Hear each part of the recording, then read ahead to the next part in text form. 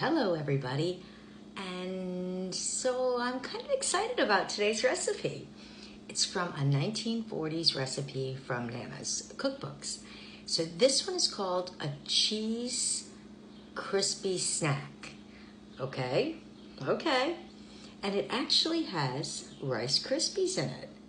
Interesting, from the 1940s. So you know what? This recipe, the cookbook was printed in like 1940, 42. So I looked it up, and Kellogg started making them and putting them in the supermarkets back in like 1928. So I'm sure that was a thing. So let's get to it. This ought to be an interesting and fun one, and hopefully delicious too. We start with 1 stick of what they called oleo back in the 1940s, which is actually the same thing as margarine. So I went with the Imperial Company, which I was still able to find. They were around then, so I figured that was as authentic as I was going to get. They don't call it oleo anymore, at least not in America that I'm aware of. So we start with 1 stick of oleo, and we're going to add in, and you want that room temperature.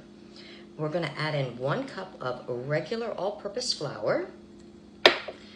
We're going to add in about 1/4 teaspoon of Worcestershire sauce. And also it said just a couple of drops of Tabasco.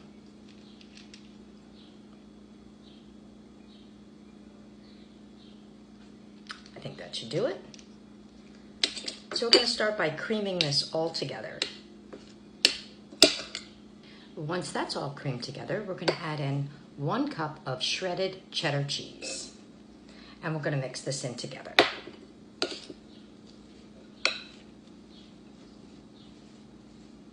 And for our final ingredient, we're going to add in 1 cup of Rice Krispies. And we're going to mix this all in together. I'm going to do it with my hands.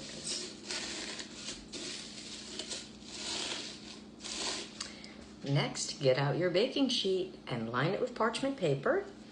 And we're going to make these into balls. And it said the size of boulders, which back then they used to play a game called marbles.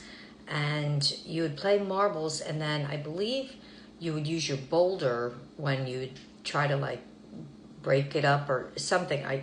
I don't remember exactly. I remember playing marbles, but I don't remember all the rules. So I'm thinking this is about the size of what the boulders were. So I'm going to do that. And then it tells us to take a fork and squash it down a bit. I'm guessing kind of like a peanut butter cookie shape. So I'm going to go ahead and do this whole tray up. I can tell you they sure do smell good.